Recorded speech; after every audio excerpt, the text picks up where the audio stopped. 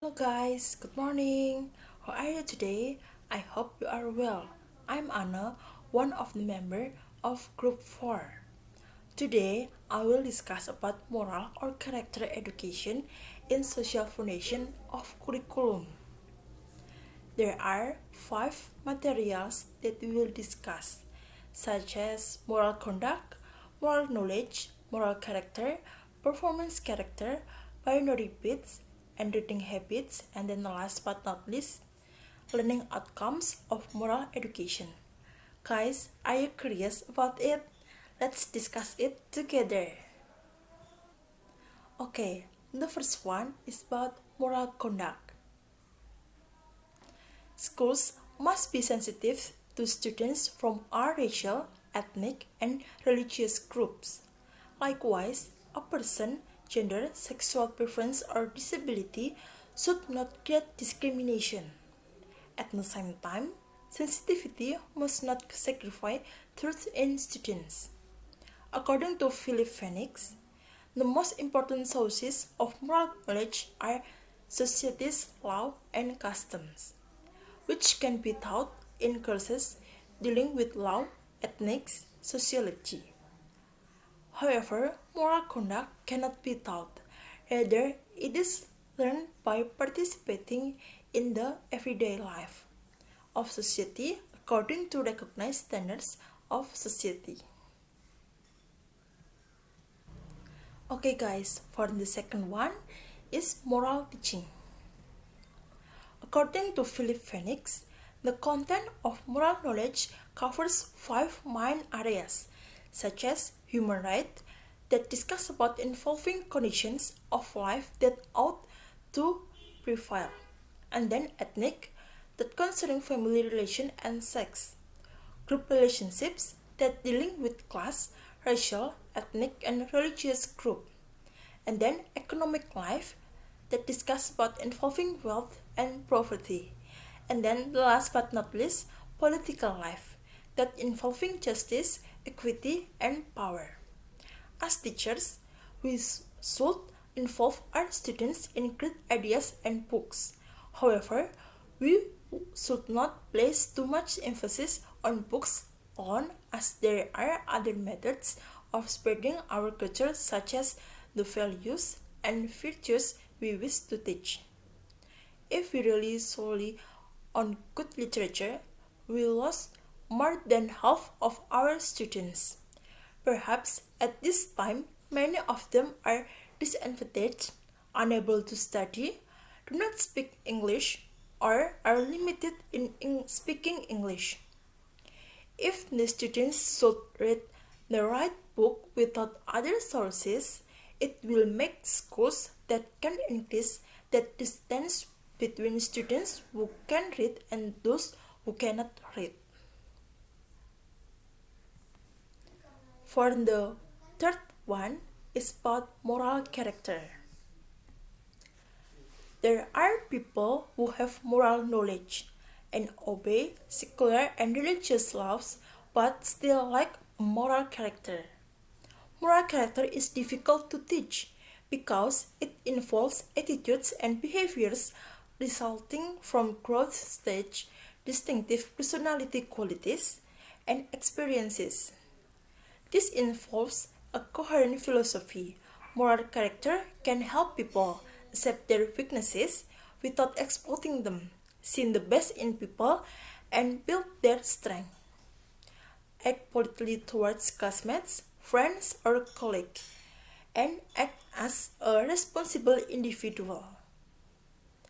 As educational leader, we have an obligation to encourage character development while remaining aware that there are varying opinions about what this means or maybe even possible.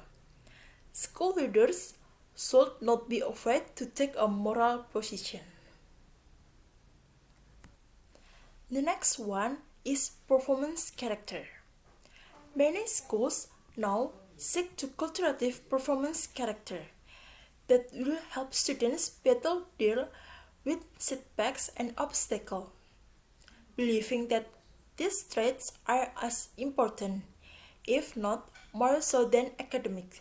Students are taught to recognize violent students and use techniques such as self-talk, where they put immediate crisis into perspective by reminding themselves or of the larger context. These skills and traits will help students at risk, especially because they are less likely to receive support at school and at home. Now we will discuss about binary bits and reading habits.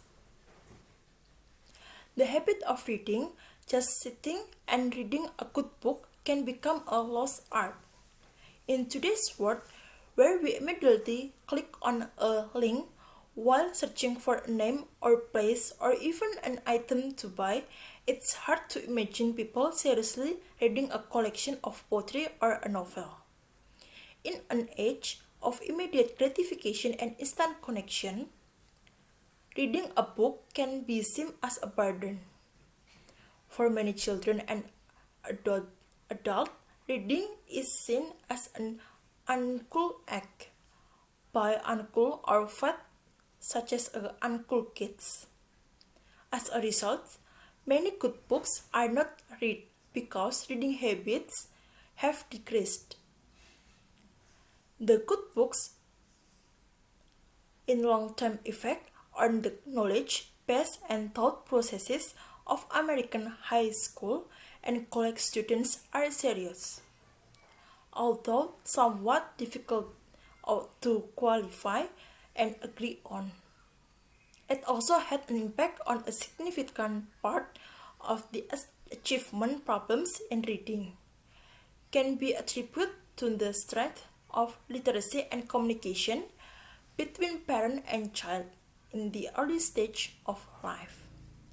About achievement issues in reading could also contribute to what researchers call summer setback. It is the perfect solution aimed at all low-achieving students starting in grade 1 and or providing books at the end of the school year for low-income students to choose, borrow, and read over the summer. The aim is close the reading gap between advanced and non-proficient readers as reading ability is linked to academic successes. But in Indonesia, there is no appropriate and effective solution to the lack of reading problems among the students. Future teachers are expected to be able to shape reading characteristics in students and instill the benefits of reading from an early age in parents, so that the parents can also play an active role in reading activities.